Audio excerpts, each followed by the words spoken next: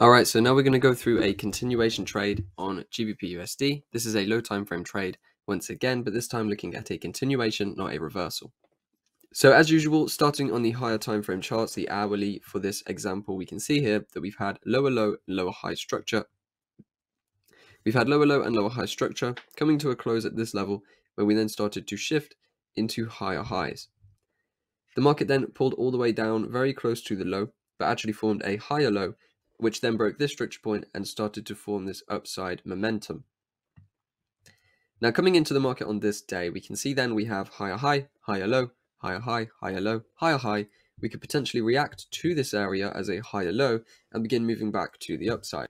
So if we go down to the lowest time frames then, because we have a basis for a trade, we'll look at the 1 minute straight away. We can see that coming to the close of the Asia session, we have here what looks like a lower low, lower low, lower low. Coming into this point, then we had a quick impulse, a strong impulse to the upside, which has broken through these previous structure points. So we could potentially be looking at a reversal here, but let's have a look if there's any interesting price action going on behind, because we need to be sure of it. Now what we can see here is that recent higher low that we had, which came down to sweep out the liquidity beneath these equal lows and then form this little area here. So we do have this zone that broke structure, which hasn't yet been retested from quite a while ago. So if we just have a look at this, we can see that it does align nicely with the current price action. So heading over to where price is now, we see that market came into that, retested the midpoint area, and then the impulse came in. So this could give us indication that the market is likely to move up. This is going to be the most clear zone. We do also have these two other zones as well. This one is heavily imbalanced, so we could potentially see a reversal from one of these points. Now, if we let price play, we will see that the reversal came in from the extreme point, right? So you may see this as the zone that broke structure, but because we have large imbalances, it may be best to either sit out or set an order on the extreme. Personally, I'm not going to go with a trade on this one. This is a reversal trade, but it's a tricky one to go with because we do have these smaller zones, even though this is the larger imbalance zone that's going to be more clear on the higher time frames. So there's a potential for a reversal trade there. But let's say we didn't execute here and we want to get in on the momentum now that it's moving to the upside. Well, that is where the continuation trades are going to come in. So if we just have a look at the structure, then we can see the most significant structure point right now is going to be this point here.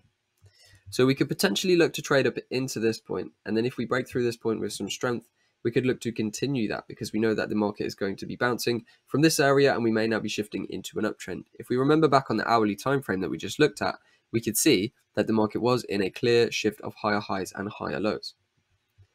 So from here, let's just watch price. Now there are going to probably be some opportunities here. We see obviously this area being the zone that broke structure here. It does come in for a nice buy.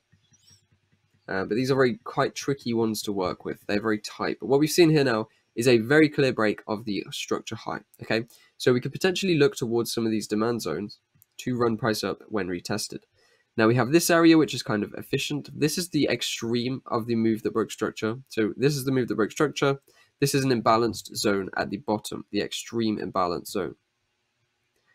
So if we mark this on here like so, we could put an order in at this level because it's a very imbalanced extreme zone. I'd be a bit more cautious about putting orders on at, for say this level. It is kind of efficient. We've had a retest come into it there.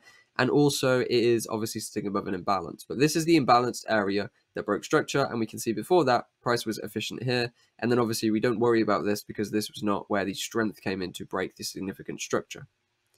So we could go with an order here. Now for stops on this one, you could go very tight, but I would actually prefer to clear this previous little zone as well, just clearing these wicks in case the market does wick a little bit lower. For this trade, we could find a clear target by actually scaling back in price and seeing right where are the areas we are likely to move into. Now this could be an open-ended swing trade because the price action before it is open-ended.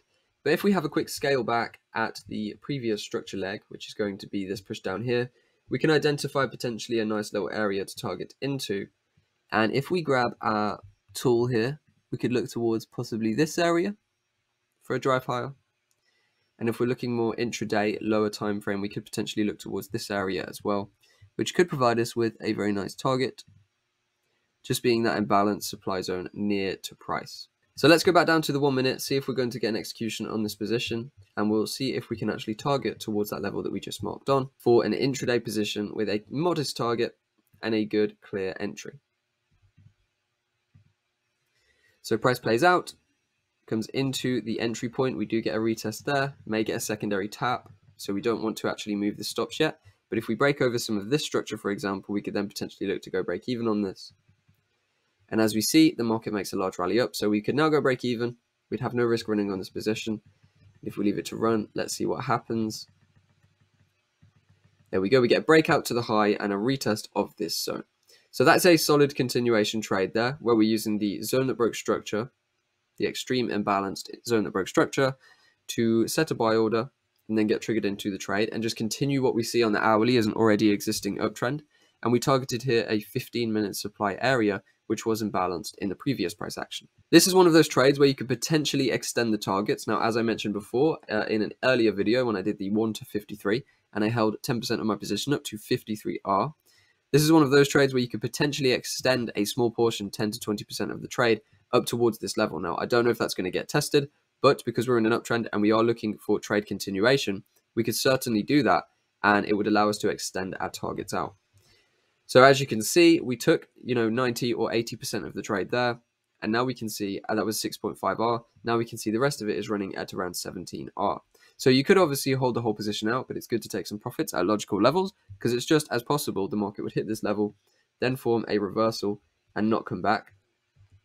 But as we've seen here, price is running nicely, and we should be able to actually come and fill this target in. And that is an example of a continuation trade. So now, as we saw, there was also a reversal opportunity at the start of this movement, but it was a tricky one, and it was in Asia session as well. Probably wouldn't have been ready and active to execute this at my trade timing, and also with the multiple zones, it's pretty tricky to work out where price is going to move from here. So the continuation was fine. The continuation turned into a brilliant position and is likely to be fulfilled for a total of 17R.